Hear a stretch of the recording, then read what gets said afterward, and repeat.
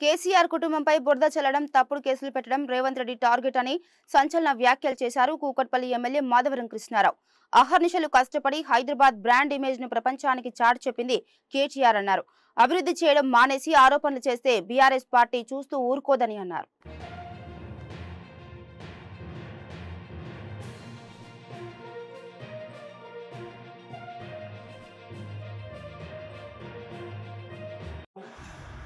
Congress party ప్రభుత్వము కేసీఆర్ కుటుంబం మీద వాళ్ళు ఏదో రకంగా ఇబ్బంది పెట్టాలన్నటువంటి ఆలోచనతోని చేస్తున్నట్టు అనిపిస్తూ ఉంది.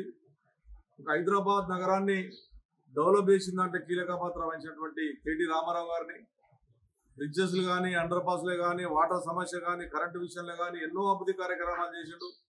దాంట్లో భాగంగా హైదరాబాద్ బ్రాండ్ వెళ్ళాలి, దేశంలో ఇతర దేశాలు కూడా హైదరాబాద్లో పేరు రావాలనే ఆలోచనతోనే ఆ రోజు అటువంటి కార్యక్రమం చేయడం వల్ల దాని మీద 54 కోట్లు అవినీతి జరిగిందని, 54 కోట్ల రూపాయలు డైరెక్ట్గా ఎవరైతే తీసుకున్నారో వాళ్ళు ఒప్పుకున్నట్టుగా మనం చూస్తూ ఉన్నాం.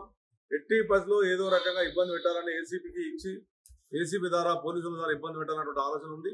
అయినప్పటికీ కోర్టు న్యాయస్థానం నేను ఇచ్చినటువంటి ఏదైతే అప్పీల్ చేసుకున్నామో దానికి న్యాయపరంగా ఏదైతే చేయాలనుకున్నామో ఖచ్చితంగా న్యాయస్థానం మీద నమ్మకం పూర్తిగా మా టీఆర్ఎస్ పార్టీలకు ఉంటుంది. ఖచ్చితంగా న్యాయపరంగా పోరాడతాం. మా కేటీ రామారావు గారు ఎట్టి పరిస్థితుల్లో కూడా ఏదైతే ఈడీ కానీ ఏసీపీ ఇచ్చినటువంటి దాన్ని కంపల్సరీ అటెండ్ అవుతారు. న్యాయపరంగానే మచ్చలేని నాయకులుగా బయటకు వస్తారు.